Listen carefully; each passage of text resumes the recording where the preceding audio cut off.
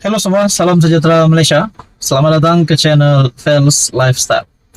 Tonton dan bapak yang amat dihormati, satu berita baik yang diterima oleh seluruh rakyat Malaysia, terutamanya Datuk Seri Anwar Ibrahim sebagai Perdana Menteri Malaysia. Baru-baru ini kita mendengar hampir di kesemua laman media sosial berkaitan dengan pelantikan Sultan Ibrahim, Sultan Johor, sebagai yang di-Pertuan Agong ke-17. Saudara-saudara, saya amat bersuka cita, bagi saya amat excited dengan keputusan ini.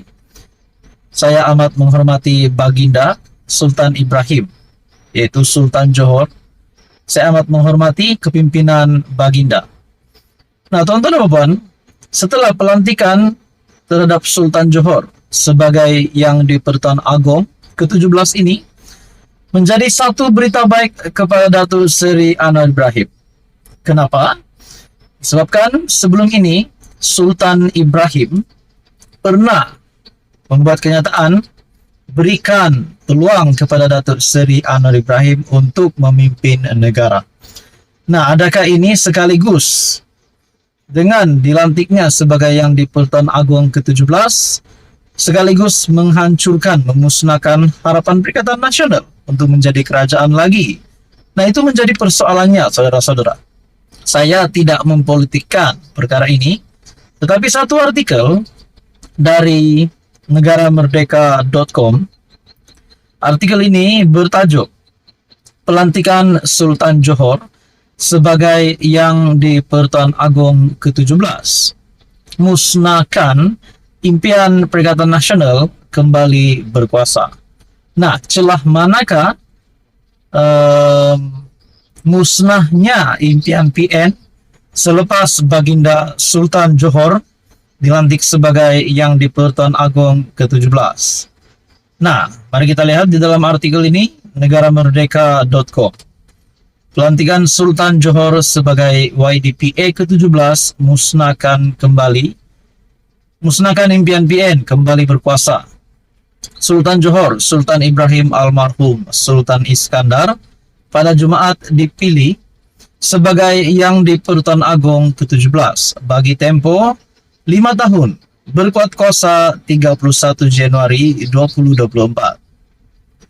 Memetik sinar harian, penyimpan mohor besar Raja-Raja Tan Sri Syed Daniel Syed Ahmad dalam kenyataan pada Jumaat memaklumkan pemilihan itu dibuat pada mesyuarat Majlis Raja-Raja ke-263 khas di Istana Negara. Sultan Ibrahim akan menggantikan Al-Sultan Abdullah Riayatuddin Al-Mustafa Billah Shah yang bakal menamatkan tempo pemerintahan pada 30 Januari tahun depan. Mesyuarat itu turut memilih Sultan Perak, Sultan Najmuddin Shah sebagai timbalan yang di-Pertuan Agong bagi tempo sama. Mesyuarat khas Majlis Raja-Raja pada Jumaat yang dipengerusikan oleh Sultan Terengganu Sultan Mizan Zainal Abidin dihadiri oleh semua Raja Melayu kecuali Kelantan dan Perlis. Kenyataan itu menyebut menurut peruntukan paragraf 3 bahagian pertama jadwal ketiga perlembagaan, keputusan Majlis Raja-Raja itu telah dikemukakan kepada kedua-dua Dewan Rakyat dan Dewan Negara. YAB Perdana Menteri juga telah dimaklumkan, kata Syed Daniel. Nah, tuan-tuan dan puan, celah manakah hancurnya musnahnya harapan PN selepas Sultan Ibrahim, Sultan Johor, Baginda dilantik sebagai yang di-Pertuan Agong yang ke-17. Nah, saudara-saudara, apa komen Anda? Sekian saja, teruskan bersama di dalam channel ini untuk info yang seterusnya. Halo semua, salam sejahtera Malaysia. Selamat datang ke channel Fels Lifestyle. Kembali lagi dengan satu lagi isu hangat hari ini. Tuan-tuan dan puan, Saya melihat dalam beberapa video daripada rekan-rekan pemerhati politik, saya melihat ada tajuk-tajuk yang mengejutkan, tajuk-tajuk yang hangat, yang menggemparkan. Salah satunya adalah anak Perdana Menteri Nurul Izzah Anwar bakal Perdana Menteri ke-11. Wow, ini bagi saya satu tajuk yang amat awesome, sangat best, sangat mengejutkan, sangat menggemparkan. Tidak mustahil juga perkara ini boleh berlaku. Nah, persoalannya, kenapa ada spekulasi yang menyatakan Nurul Izzah sebagai calon Perdana Menteri yang ke-11? Nah, saya sebagai rakyat Malaysia tidak menolak perkara ini berlaku, tetapi mesti ada sebab kenapa sehingga Nurul Izzah, anak kepada Perdana Menteri Datuk Seri Anwar Ibrahim, dibolehkan untuk menjadi calon Perdana Menteri yang ke-11. Nah, saya melihat juga dengan ulasan dari Syahbudin.com ataupun Syahbudin Husin. Menurut Nurul Izzah, subsidi minyak tidak produktif. Kerajaan perlu merasionalisasikan subsidi minyak petrol dan diesel supaya lebih banyak dana boleh disalurkan ke sektor kesehatan dan pendidikan, kata Nurul Izzah Anwar. Nah, adakah dengan kenyataan dari Nurul Izzah ini telah membuktikan bahwa beliau juga mampu menjadi pemimpin yang di atas, boleh memimpin negara, boleh mentadbir negara dan menunjukkan bahwa beliau ini, yaitu Nurul Izzah, juga mampu menjadi Perdana Menteri. Mungkinkah akan tercipta sejarah Perdana Menteri wanita Malaysia yang pertama?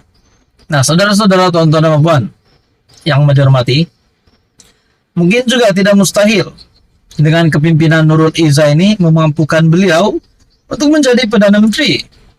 Nah, kita kembali di dalam ulasan melalui Syahbudin.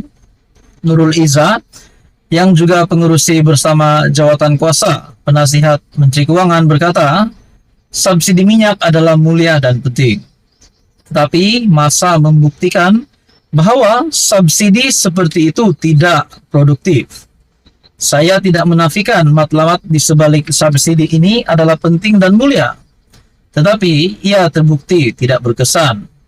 Lihat buktinya, tahun lalu kita menghabiskan RM52 bilion untuk subsidi minyak. Ia membentuk 74% daripada jumlah subsidi keseluruhan, merangkumi 2,9% daripada KDNK kita. Ia bertentangan dengan kos operasi kesihatan kita yang hanya sebanyak 1,7% daripada KDNK, kata Nurul Izzah dalam ucapan peresmian di Forum Ekonomi Belia di Bank Negara Malaysia. Beliau juga membandingkan perbelanjaan subsidi minyak dengan perbelanjaan pembangunan tahun lalu, RM99 bilion, dan mengatakan wang itu boleh disalurkan ke dalam dana pembangunan. Perbelanjaan pembangunan adalah penting kerana ia melibatkan peningkatan dalam bidang kesehatan dan pendidikan, dan itulah tempat berlakunya potensi ekonomi. Bayangkan kerugian besar dalam kos peluang. Bekas MP Permatang Pauh itu juga berkata, ketika ekonomi Malaysia matang, sektor awam perlu membolehkan kekayaan negara diagihkan dengan baik. Nurul Izzah yang juga anak sulung Perdana Menteri berkata, beliau ini kini mengendalikan 4 isu utama bersama pengurusi panel penasihat Hasan Merikan. Semasa pembentangan Belanjawan 2024 pada 13 Oktober, Anwar juga Menteri Keuangan berkata, kerajaan akan mengkaji semula subsidi minyak secara berperingkat.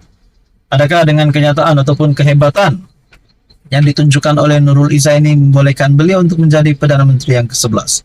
Apa komen Anda? Teruskan bersama di dalam channel ini untuk info yang seterusnya.